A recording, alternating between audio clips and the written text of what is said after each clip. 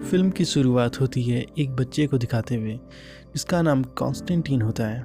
वो अपने mom dad के साथ पिकनिक मनाने आया होता है। उसके मॉम डैड उसे झूला झुला रहे होते हैं।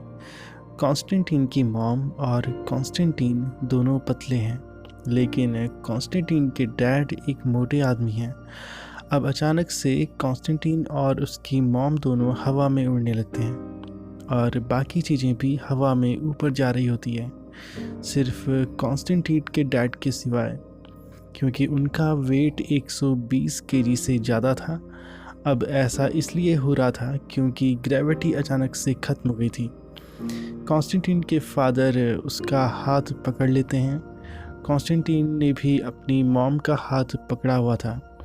अब अपने बेटे को बचाने के लिए कॉन्स्टेंटीन की मॉम उसे आखिरी बार देखते हुए हाथ छोड़ देती है।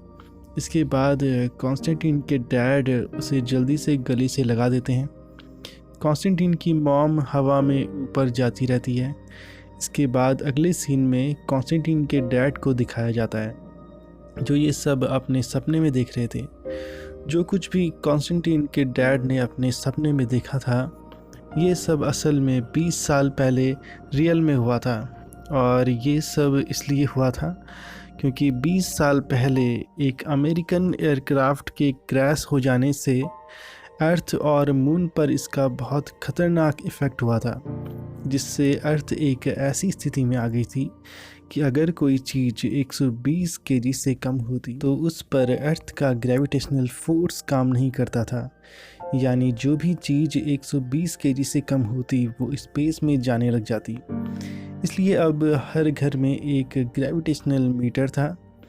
इस इंसिडेंट से मून का स्ट्रक्चर भी बिगड़ गया था, वो एक तरफ से टूटा हुआ लगता था। इसके बाद कॉन्स्टेंटीन और उसके डैड को दिखाया जाता है, जो कि ब्रेकफास्ट कर रहे होते हैं। और टीवी में चल रही न्यूज़ में बताया जा रहा था कि आज उस इंसिडेंट को 20 साल हो गए हैं। न्यूज़ एंकर 20 साल पहले उस इंसिडेंट में मारे गए लोगों की याद में 1 मिनट खामोश रहने की रिक्वेस्ट करता है। घर में सारी चीज़ें फ्लोर और वॉल्स के साथ अटैच की हुई थी। अब अचानक से ग्रेविटी फिर से ख़त्म हो जाती है, जिससे सारी हल्की चीज़ें और कॉन्स्टेंटीन हवा में उड़कर छत पर अटक जाते हैं। कॉन्स्टेंटीन के डैड बिल्कुल अपनी जगह पर ही थे, क्योंकि उनका वेट 120 केजी से ज़्यादा है। इसके बाद कॉन्स्टेंटीन के डैड उठकर ग्रेविटी मीटर को ऑन कर देते हैं, जिसके बाद सारी चीज़ें जो रूफ पर अटकी हुई थी वो नीचे गिर जाती हैं। कॉन्स्टेंटीन के फादर खुद को बचाने के लिए सिर पर हाथ रख लेते हैं।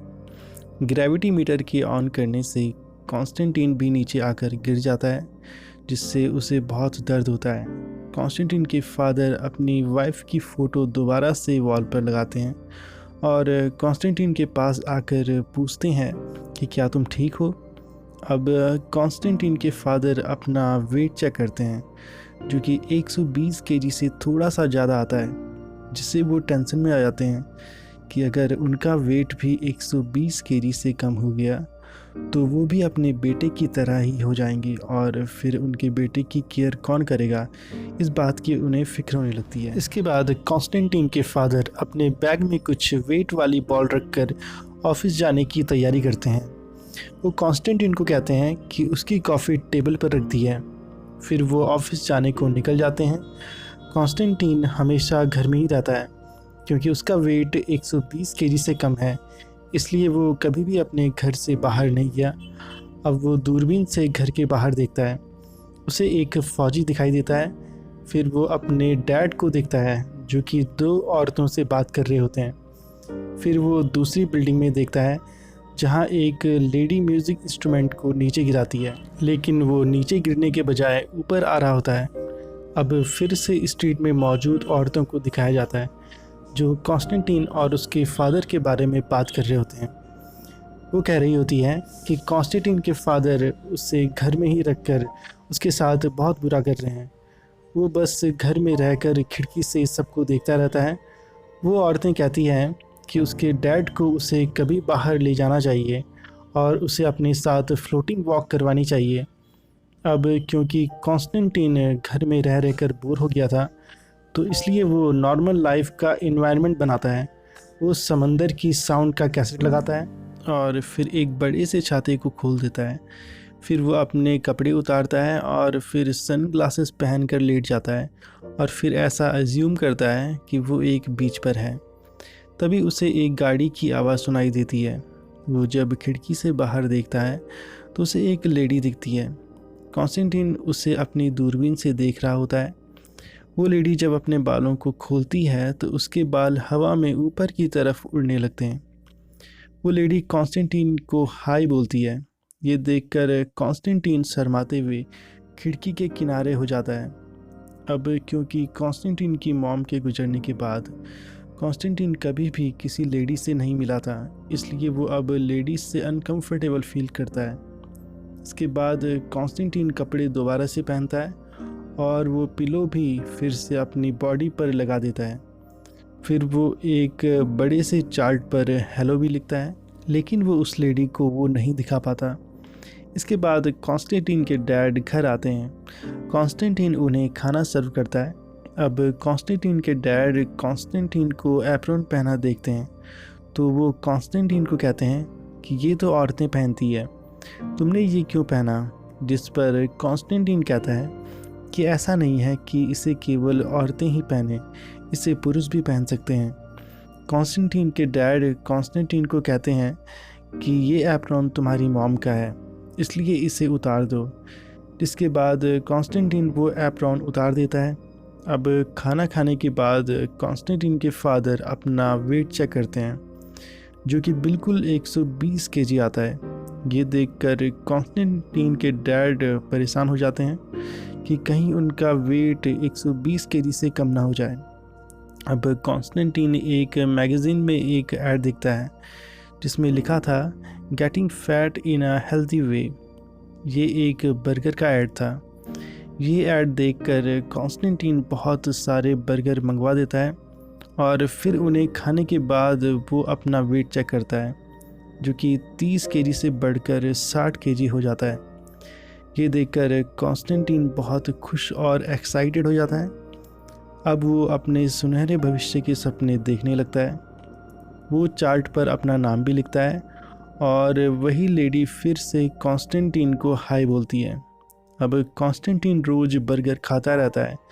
ये बर्गर खाना कॉन्स्टेंटीन के लिए आसान नहीं था, लेकिन वो फिर भी इन्हें खाता है। अब सारे बर्गर खाने के बाद कॉन्स्टेंटीन के पेट में दर्द होने लगता है। इसके अगले सीन में कॉन्स्टेंटीन के डैड को दिखाया जाता है, जिन्हें ऑफिस में कॉल आता है जिसमें उन्हें बताया जाता है कि कॉन्स्टेंटीन को फूड पॉइजनिंग हो गई है। अब वो जल्दी से डॉक्टर के साथ घर आते हैं, जहां कॉन्स्टेंटीन की हालत काफ़ी ख़राब थी। अब अगली सुबह जब कॉन्स्टेंटीन जागता है तो उसके डैड घर पर नहीं होते। वो फ्रिज पर लगे अपने फादर का नोट देखता है जिसमें लिखा था कि मैं काम पर जा रहा हूँ, लेकिन तुम अपना प्रॉमिस मत भूलना। अब कॉन्स्टेंटीन जब अपना वेट फिर से चेक करता है तो उसका वेट 60 केजी से घटकर 50 केजी हो जाता है। ये देखकर कॉन्स्टेंटीन को अपने ऊपर बहुत गुस्सा आता है। वो घर में रह रह कर डिप्रेस हो गया था। वो किसी तरह बस बाहर जाना चाहता था, इसलिए वो बाहर जाने के लिए अपनी बॉडी को फ्रिज से बांध देता है और फ्रिज के साथ घर से बाहर जाने की कोशिश करता है। अब जैसे ही कॉन्स्टेंटीन दरवाजे के पास पहुंचने ही वाला था कि तभी उसके डैड आ जाते हैं। वो कॉन्स्टेंटीन को ऐसा करते देख उसे फ्रिज के साथ ही अंदर धकेलने लगते हैं। इसके बाद कॉन्स्टेंटीन के डैड अपने घर की सारी चीज़ें एक कमरे में रख देते हैं, जो कि भारी चीज़ें थी, और फिर वो अपने बेटे के रूम में आते हैं, जहां गुस्से में कॉन्स्टेंटीन ने सारा सामान इधर उधर बिखेरा था।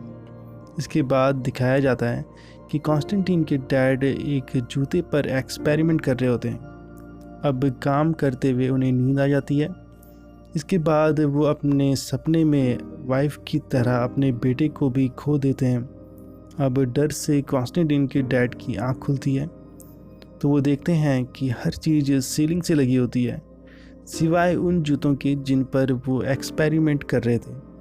वो उन जूतों को हाथ पर उठाते हैं और फिर छोड़ते हैं। वो जूते ऊपर नहीं जाते, बल्कि वो नीचे गिर जाते हैं। अब वो ग्रेविटी मीटर ऑन करते हैं जिससे सारी चीज़ें नीचे गिर जाती है। अब अगली सुबह ब्रेकफास्ट के समय कॉन्स्टेंटीन के डैड उसे वो जूते देते हैं। कॉन्स्टेंटीन उन्हें कहता है कि ये तो लेडी शूज़ हैं। तो कॉन्स्टेंटीन के डैड उससे कहते हैं कि ये जूते कोई भी पहन सकता है, चाहे वो लेडीज़ हो या जेंट्स। इसके बाद कॉन्स्टेंटीन वो शूज़ पहनता है और वो अपने बैग में वेट वाली बॉल भी रखता है। इसके बाद कॉन्स्टेंटीन के डैड ग्रेविटी मीटर को जैसे ही ऑफ करते हैं सारी चीज़ें ऊपर उठती है, लेकिन कॉन्स्टेंटीन बिल्कुल स्टेबल अपनी जगह पर ही खड़ा रहता है।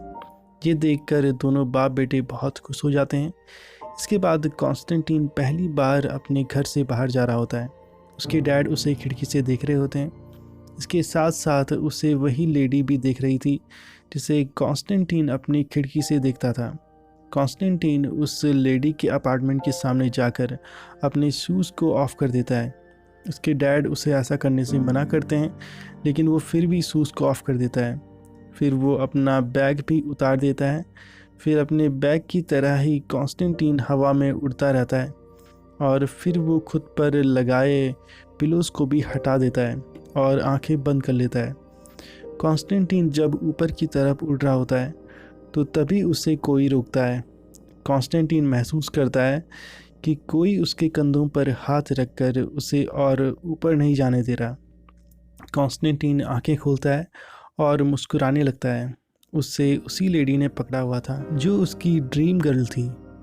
वो लड़की भी कॉन्स्टेंटीन को देखकर मुस्कुराती है। ये देखकर कॉन्स्टेंटीन के डैड भी बहुत खुश होते हैं और यहीं पर ये फ़िल्म ख़त्म हो जाती है। तो दोस्तों, आपको आज की हमारी ये वीडियो अगर पसंद आई हो तो लाइक ज़रूर कीजिए, चैनल को सब्सक्राइब करना मत भूलिए and hit the bell icon button. तो मिलेंगे फिर किसी मूवी के साथ। आज के लिए बस इतना ही। Thank you so much.